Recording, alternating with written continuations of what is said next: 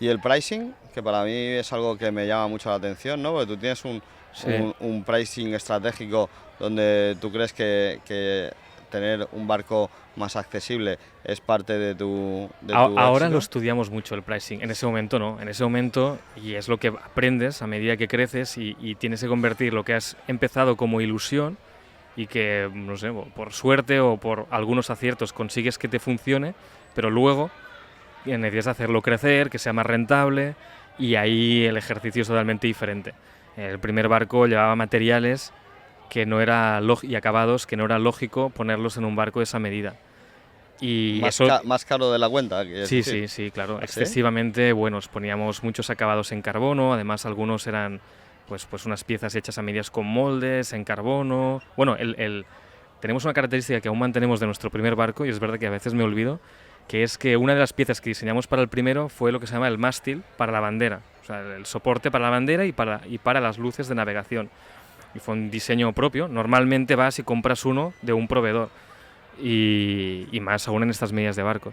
Nosotros hicimos uno a medida en esa idea de que quería que el barco fuera pequeño, pero súper bien estudiadito a nivel de diseño. Y ese, así como otras cosas, pues ya las hemos dejado de utilizar, ya. Pero ese mástil de bandera con el que empezamos el primer de 23 lo llevan todos El nuestros barcos. mástil ese. Sí, está Eso. ahí, claro, yo lo veo ahí El arriba, palo ese. que aún siguen siendo de carbono. ¿Eso sigue siendo de carbono? Sí, O bueno, sea, y aún ponemos piezas de carbono, pero están mejor pensadas. El cuánto nos cuesta, qué amortización del molde. En ese momento no, empezamos sin pensar ni en amortizaciones, ni... empezamos pensando en que fuera lo más chulo posible, lo más bonito posible y práctico. Empezamos incorporando ideas que muchas las hemos mantenido, que hacen que el barco sea más práctico de lo habitual para el usuario. como por ejemplo. Bueno, nuestro punto clave ha sido esconder el motor fuera borda.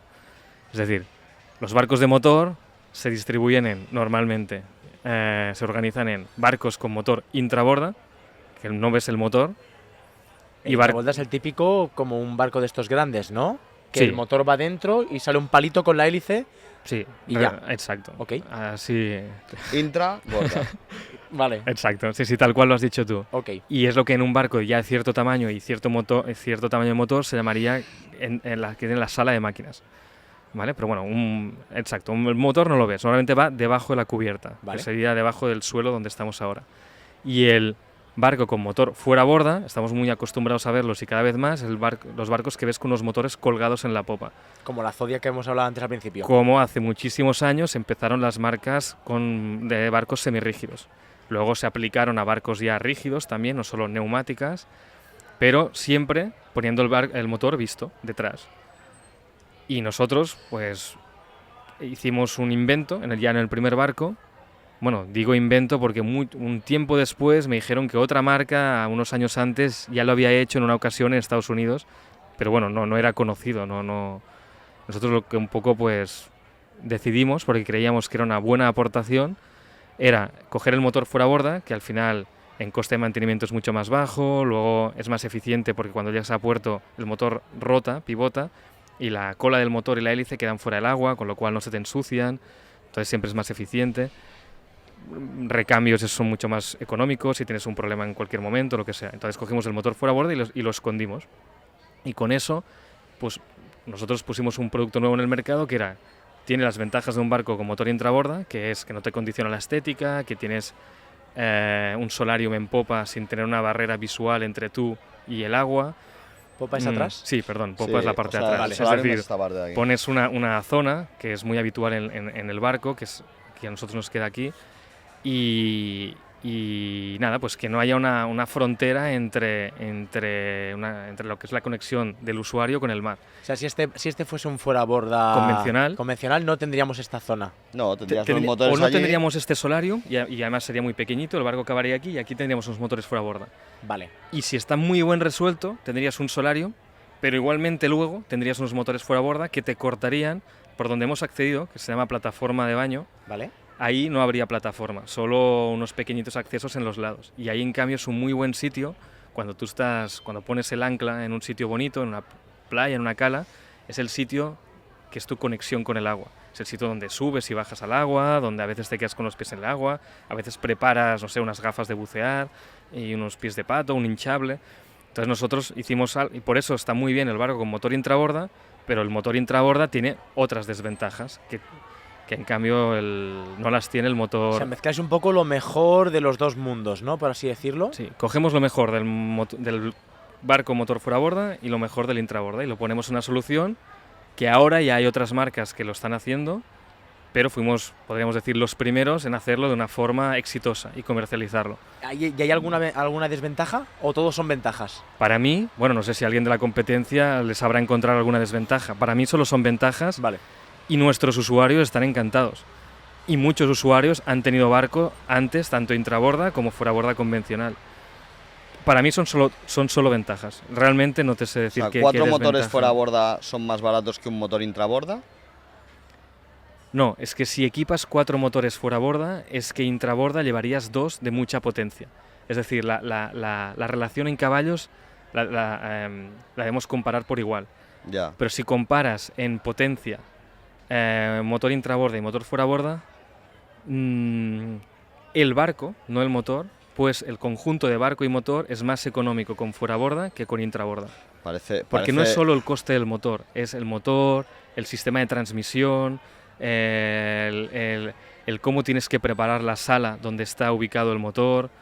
O sea, no es puramente el motor, sino el resultado de la suma motor y barco. Entiendo que hay una limitación de dimensiones del barco para ir con fuera borda, porque tú le vas poniendo más motores, pero llega un momento que no vas a poner 20 motores, ¿no? Sí, en eso el mercado de alguna manera nos ha acompañado, quizás empezamos justo en el momento adecuado, porque unos años antes lo que eran potencias máximas de motor fuera borda está bastante estancado. Recuerdo que cuando empezamos diría que lo máximo era un 150 caballos, luego un año o dos después salió un 200, pero de forma muy rápida después las marcas de motores fuera borda tuvieron la capacidad técnica y quizás también viendo que había cada vez más demanda de desarrollar motores fuera borda con más potencia, y enseguida aparecieron 300, 350, 400, hasta el punto que hace un par de años fuimos los primeros en instalar motores fuera borda 600 de la marca Mercury.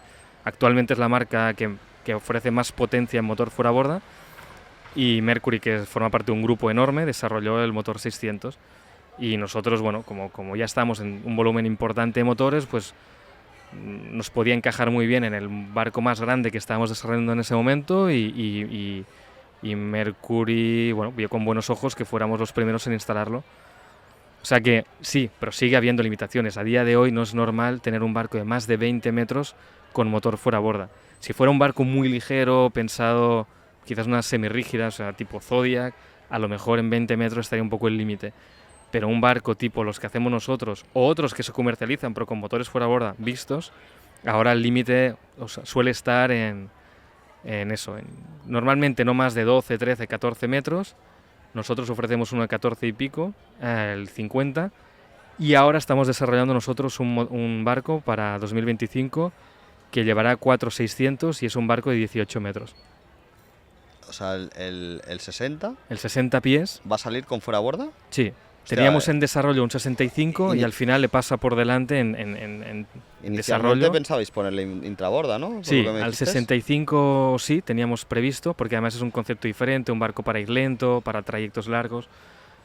Pero hace unos meses tomamos la decisión de completar nuestra gama de lo que llamamos barco de día, aunque a la práctica puedes dormir y pasar un fin de semana o 3 o 4 días, pero lo que es el barco rápido de día, lo que llamamos walk around con cubiertas muy amplias, al final, bueno, pues eso, tenemos en desarrollo un 60 pies.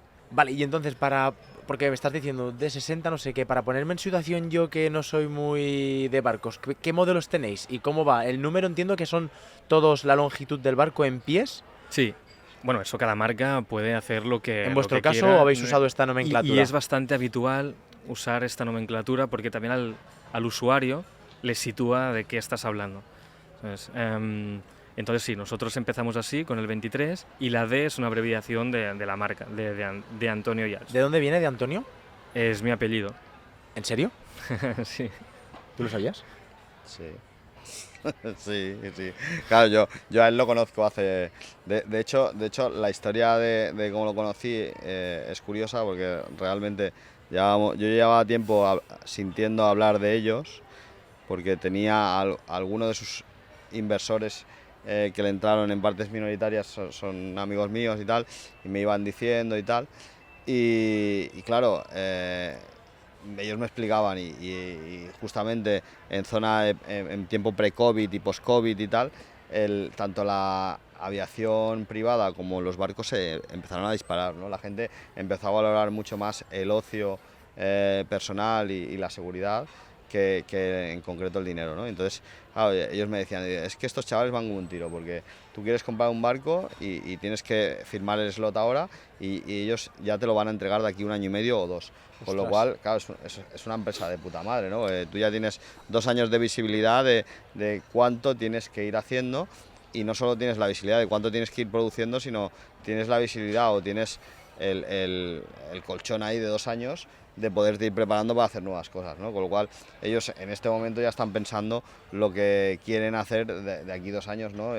O qué barco quieren sacar de aquí 2 años, y siempre van un poco por adelantado, que para mí eso en una empresa es una ventaja imprescindible.